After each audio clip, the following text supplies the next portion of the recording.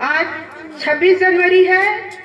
हम लोग ज्ञानदीप विद्यालय के प्रांगण में गणतंत्र दिवस समारोह मनाने के लिए उपस्थित हुए हैं। आज का दिन हम सभी देशवासियों के लिए बहुत ही महत्वपूर्ण है, बहुत ही गौरवशाली है, क्योंकि आज के ही दिन हमारा अपना संविधान, अपने देश का संविधान लागू हुआ था।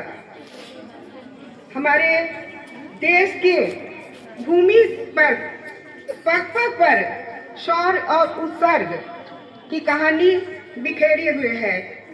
हम लोग जानते हैं, जैसा कि आप लोग हर साल सुनते आ रहे होंगे, कि हमारा देश भारत 15 अगस्त 1947 को स्वतंत्र हुआ था, लेकिन वह स्वतंत्रता अधूरी थी।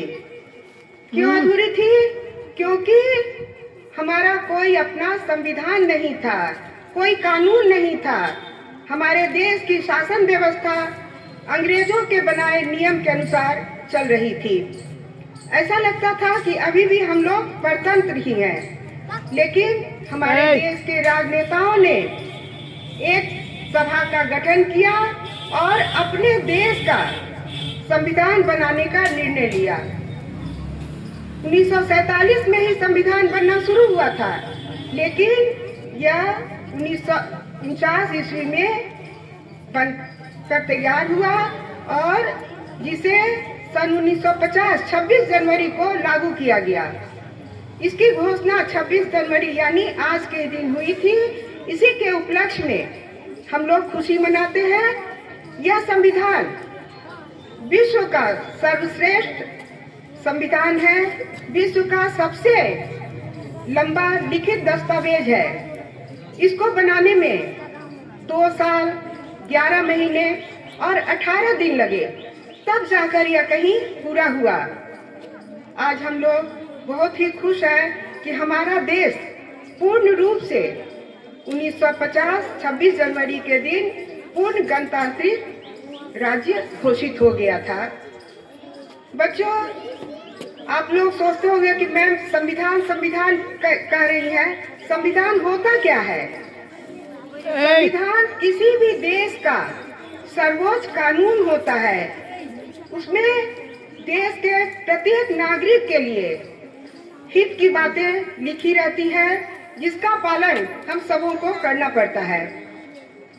हमारे देश के संविधान में भी प्रत्येक जनता के हित के लिए बातें कही गई हैं, मौलिक अधिकार की बातें कही गई है। मौलिक अधिकार में जैसे समानता का अधिकार, अपने विचारों को व्यक्त करने का अधिकार, धर्म की स्वतंत्रता का अधिकार, शोषण के विरुद्ध आवाज उठाने का अधिकार, शिक्षा का अधिकार, ये सब बातें हमारे संविधान में स्पष्ट रूप से लिखित है।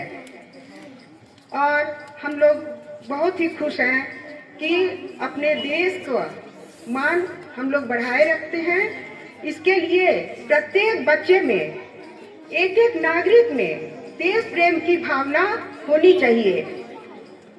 ऐसा सोचना चाहिए कि देश के लिए हम हर कुछ करने को तैयार हैं, वक्त आने पर अपने जान की भी कुर्बानी कर देंगे। एक छोटी सी कविता हम लोगों ने बचपन में ही पढ़ी थी, पुष्प की अभिलाषा। शायद आप लोग पढ़े होंगे। अमृत सर, पुष्प की अभिलाषा। Yes ma'am. इसमें देश का नागरिक ही नहीं, एक पुष्प भी, पुष्प का क्या मतलब होता है? फूल। एक फूल की भी यही इच्छा रहती है और वह माली से कहता है, माली मतलब जो फूल का देख रेख करता है, बगीचा लगाता है, फूल का काम करता है, बेचता है, उसको माली कहते हैं। वह कहता है, मुझे तोड़ लेना वन माली, मतलब हे वन के माली, मुझे तुम तोड़ लेना, उस पथ पर तुम देना फेंक, और उस रास्ते पर, पथ मतलब रास्ता होता है, उस रास्ते पर तुम फेंक देना मुझको, मातृभूमि पर शीश चढ़ाने। मातृभूमि मतलब अपना देश, भारत माता। भारत माता की रक्षा के लिए जो सैनिक उस रास्ते से गुजरते हैं, उस रास्ते पर तुम मुझे फेंक देना कि जिससे उनके कदम को मैं चूम सकूं। तो इस तरह जब एक फूल भी, हमारे देश का एक फूल भी यही सोचता है कि हमें अपने देश की रक्षा के लिए सब कुछ कुर्बान कर देना है, तो हम लोग क्यों नहीं सोचे कि अपने बच्चों को देश प्रेम की भावना से ओत-प्रोत कर दें।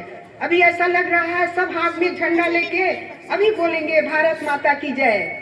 हाँ, वंदे मातरम, भारत माता की जय, वंदे वंदे। और हम लोगों को आज संकल्प लेना है कि हमारे पूर्वजों ने इस झंडे के लिए जो कुर्बानियां दी है, जो यातनाएं झेली है, जो संघर्ष किया है, उसको व्यर्थ जाने नहीं देंगे।